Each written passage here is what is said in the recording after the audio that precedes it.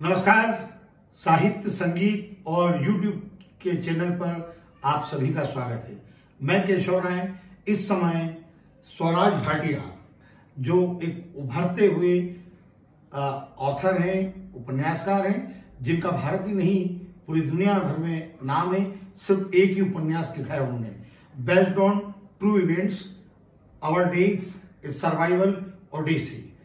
ये आज हमने जब स्वराज भाटिया जी से समय मांगा, इसलिए मांगा कि हमने इन्हें अभी इंदौर में 2 दिवसीय लिटरेचर फेस्टिवल हुआ था, वहां हमने इनके विचार सुने और इनका जो नॉवेल है यूथ में बहुत लोकप्रिय था। मतलब हर एक इस उपन्यास को खरीद रहा था, हर एक युवा। तो देखते ही देखते इनके इसकी कॉपियां हमको खरीदने को भी नहीं मिली। बाद में हमने निवेदन किया इनसे, तो आज हमें मिली है। तो आज हम इनसे चर्चा करेंगे आज के दौर में जो उपन्यासकार, युवा उपन्यासकार हैं, कैसे लिख रहे हैं, किस विषय पर लिख रहे हैं और उनकी सोच आगे की क्या है। नमस्कार स्वराज भाटिया। नमस्कार सर जी। अभी आपके विचार सुने बहुत अच्छे लगे और आपका ये सफलतम उपन्यास है, इसके लिए आपको बधाई। बहुत बहुत शुक्रिया। तो ये जो विषय है आपने जो चुना है, सर्वाइवल ओडिसी, ये विषय कैसे आपके दिमाग में आया कि इस विषय पर मुझे उपन्यास लिखना है? जी 2014 की बात है। मैं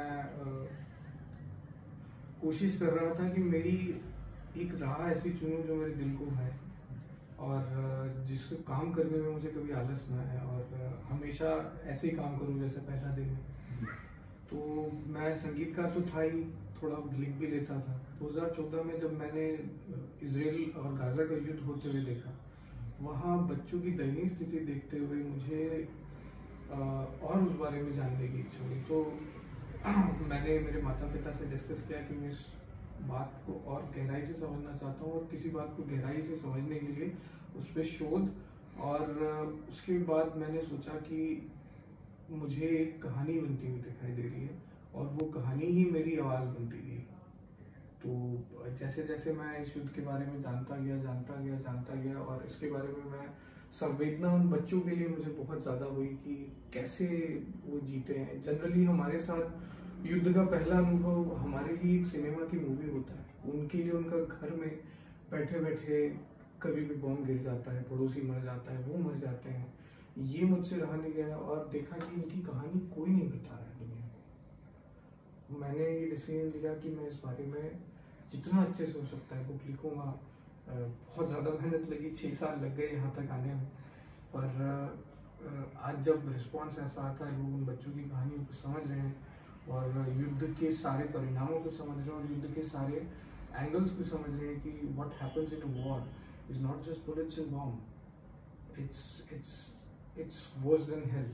देखिए, जो लेखन विधा है ये कहीं इंस्टीट्यूट नहीं है कि आपको वहां पर सिखाया जाए, ये गौरवित होता है। ठीक है, जब आपने लिखना शुरू किया, एक व्यक्ति शुरुआत में 4 लाइन भी ठीक नहीं लिख सकता है, ग्रामर की, शुद्धता की, थॉट्स की, स्पष्टता की, और आपने तो उपन्यास लिख दिया, 306 पेजेस का है। तो क्या शुरुआत में ऐसा हुआ कि आपने 300 पेजेस लिख दिए हों और सारे के सारे फाड़ दिए हों कि मजा नहीं आया आपको, फिर दोबारा शुरू किया आपने, फिर ये रिजल्ट आया? क्या? नहीं, बिल्कुल भी ऐसा नहीं था। मुझे रीराइटिंग से बड़ा डर लगता था, तो मैं सोचता बहुत था कि अब क्या होना चाहिए, अब क्या होना चाहिए। और उन बच्चों की सच्ची कहानियों ने मुझे मदद करी कि मैं उनको कहाँ फिट करूँ मेरी स्टोरी में। जी। और उनको कैसे बयां करूँ कि नैरेटिव सिर्फ ये ना रहे कि एक तरफ क्या हुआ, दोनों तरफ की बात जब पता चलती है लोगों को, तो ही मैं मानता हूँ कि सच्ची बात कही जा सकती है। अदरवाइज हम किसी को भी मैनिपुलेट कर सकते हैं झूठ बोल के, सिक्के का एक ही पहलू दिखा। तो इसमें एक तो घटनाक्रम आप देख रहे हैं कि वॉर का, वहां पर जो हो रहा था उसके बारे में आपने किया, कुछ इसमें काल्पनिक बातें भी आपने जोड़ी हैं। कहानी काल्पनिक है, लेकिन जो उसमें हुआ है वो 90% से ज्यादा चीजें सच में हुई हैं। जी। अच्छा। मेरे किरदार काल्पनिक हैं ताकि मैं किसी की भावनाओं को आहत ना करूं। तो जो किरदार हैं आपने कैसे रचे इस किरदारों को? उन किरदारों में डूबे हैं स्वयं उस किरदार में? हर एक किरदार में डूबा हूँ। हर एक किरदार। कौन सा किरदार इसमें इंटरेस्टिंग लगा कि जो पाठकों को, श्रोताओं को, इनको एकदम रोमांचित कर दे और प्रेरित कर दे कि हाँ मुझे भी इस तरह का काम करना है? सारे के सारे। जैसे किरदार जी, मेरे लीड कैरेक्टर्स हैं एमा, डेविड और जॉर्ज।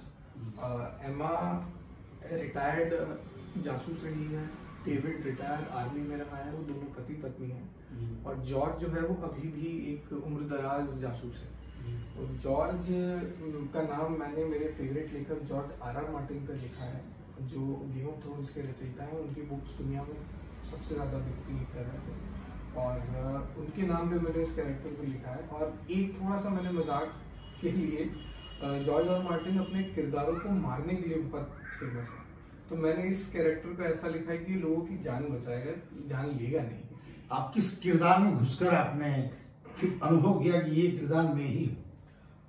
सबसे ज्यादा मैं अपने आप को करीब डेविड और एमा के, जो मेरे लीड कैरेक्टर्स हैं, उन दोनों के पास पाता हूँ।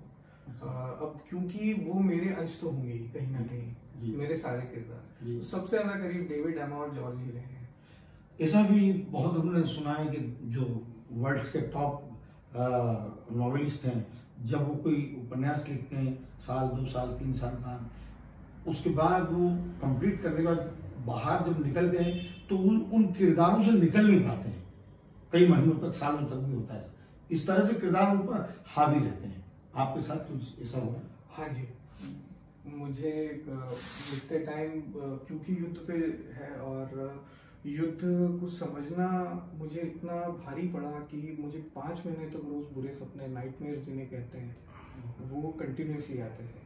शुरू में मैंने माता पिता को बताया था, बीच में बताना बंद कर दिया था कि कहीं मुझे लिखना बंद ना करना पड़े इसलिए। बट जब रिकॉग्नाइज की, फिर मैंने उसके सॉल्यूशंस ढूंढे, लोगों से बात करी, खुद मेडिटेशन किया, और फिर स्नाइपर ट्रेनिंग तो ली ही थी मैंने बुक के लिए, वॉर टैक्टिक्स समझने के लिए, बंदूक कैसे चलाते हैं, बंदूक चलाते टाइम एक इंसान के मन में क्या भाव होते हैं, वो मारना इतना आसान कैसे कर देता है बंदूक को चलाते हुए इंसान को। तो मुझे ये रियलाइज हुआ कि when you hold a gun in your hand, you feel more powerful than God, and which is the worst thing. ये डिफेंस का इंस्ट्रूमेंट बोल के बनाया गया था, लेकिन ये एनाहिलेशन का इंस्ट्रूमेंट बन के रह चुका है। सिर्फ और सिर्फ मौतें हो रही हैं लोगों की। बंदूक हमें बर्बाद ही करती है। रक्षा करने के लिए बंदूक अगर हम उठाते हैं, इसका मतलब ये है कि कोई वहां से भी पहले से बंदूक लेके आए। ये उपन्यास जो इतना सफल रहा, इतनी उत्सुकता है पाठकों को पढ़ने में, क्या कारण है इसकी सफलता का? ये तो मैं मतलब अपने मुंह से कहना सही नहीं समझता हूँ कि क्या अच्छा रहा, बट ये है कि लोगों को कुछ नया जानने को मिल रहा है, कुछ अच्छे से जानने को मिल रहा है, और उनके नजरिए काफी सारी चीजों पे बदल रहे हैं। वो मुझे सबसे लगता है कि हाँ, इस कारण से लोगों को पसंद आ रहा है। आज के दौर में युवा उपन्यास, कहानी ये लिखता है, साथ ही साथ वो मार्केटिंग भी करता है जी। तो आपने भी ऐसी स्ट्रेटेजी अपनाई है, इसी कारण आज वर्ल्ड में आपका भी नाम जाना जाता है। हाँ जी, एक लेखक को सब कुछ बनना पड़ता है। लेखक नहीं, किसी भी प्रकार के आर्टिस्ट को सब कुछ बनना पड़ता है। वो सेल्समैन भी बनता है, वो राइटर भी बनता है, वो जरूरत पड़ने पे मजदूर भी बनता है।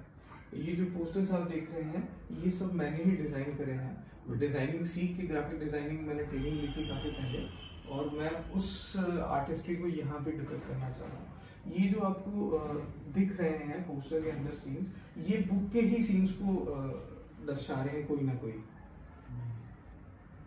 आप किस लेखक को पढ़ते हैं? मैं बहुत सारे लेखकों को पढ़ता हूँ। मैं, आप मान के चलिए, एक दिन में 4 किताबें अलग अलग टाइप की पढ़ता हूँ। भले 2 पेज सबके पढ़ो, लेकिन पढ़ूंगा।